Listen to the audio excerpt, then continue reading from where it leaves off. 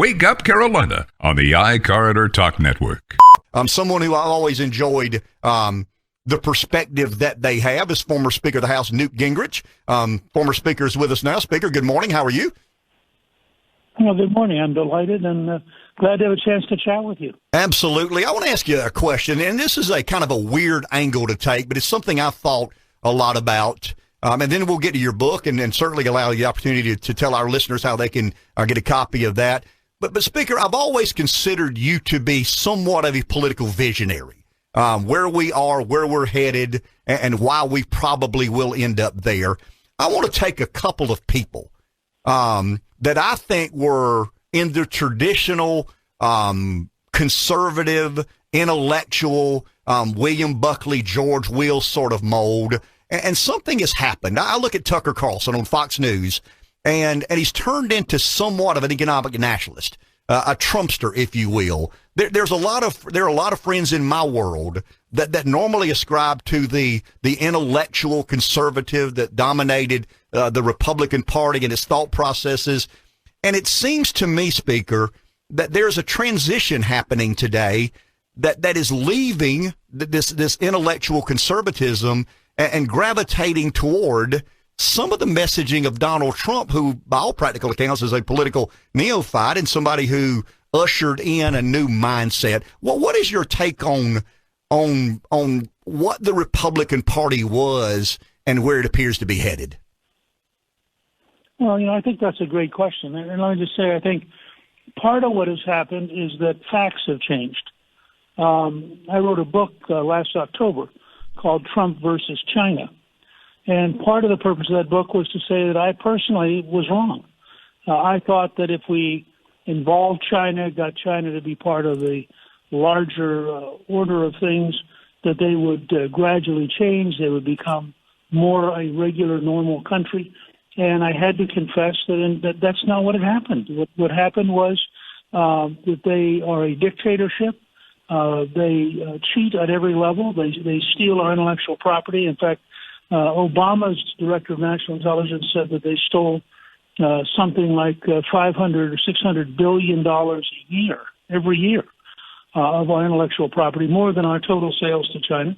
And so I wrote Trump versus China to outline the case that we had to change because the facts had changed. We're in a different world, certainly than I thought we would be in, and that I think you have to respond to those kind of factual changes. And it's unfortunate, but I think it's true. And what we've seen with the Chinese with this virus reinforces every single thing I wrote in my book, because the objective reality is that the Chinese government deliberately, the dictatorship, deliberately lied to the world, to the entire world.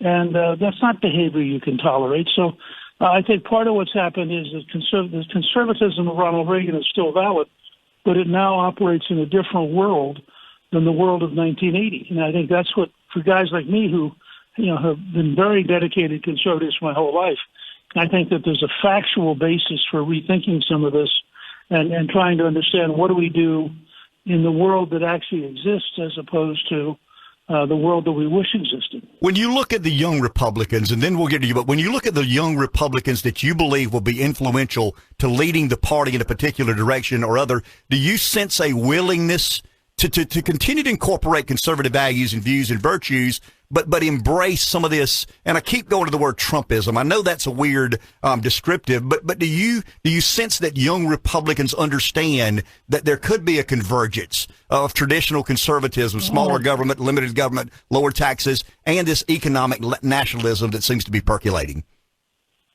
Yeah, absolutely. And I think it's a comment on not just the power of Trump's personality, but the degree to which he has reflected and understood the modern world better than a lot of other people. And I think that that's a big part of what's driving this. And so I think people are coming along saying, this guy understands something really important. And I think that's why you're getting a lot of this reaction that we're seeing. And I think that people look at what's happening in the world. They look at, again, the Chinese are the best example. Everything we believe about free trade doesn't work with China. It's just an objective fact. And you would have to be delusional to think that it's going to work, because that's what they've become. They've clearly become a country that is out to try to dominate the world on their own terms, and they're very prepared to cheat in order to do so. And it's really a very unusual circumstance we find ourselves in. You've mentioned your previous book, Trump versus China. You've got a new one, Shakedown. Tell us what motivated you to write the book and what it's about. Well, Shakedown's a novel about a Iranian general modeled on Soleimani, who we killed in Iraq a few weeks ago, who forms an alliance with a Russian billionaire for the purpose of putting an Iranian nuclear weapon in a Russian submarine and setting it off underwater near Washington and Baltimore to create a tidal wave to drown the two cities. It's actually based on a real project in the Second World War.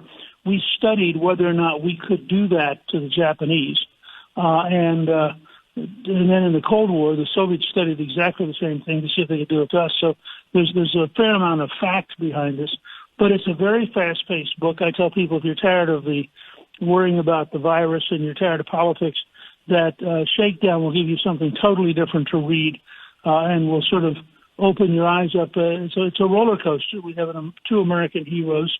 Valerie Mayberry of the FBI is out there doing her part, and a Navy SEAL who's helping her, busy trying to solve these problems. And I think people will find that it's realistic, it's exciting, it covers a lot of ground that I think people will sort of scratch their head and think, I never thought of that. At the same time, I think that it gives us a really nice break from traditional politics and traditional worries, and that's part of why we wrote it. We wanted people to have the kind of book that would, in fact, give them something new to think about to take their mind off the mess we're in.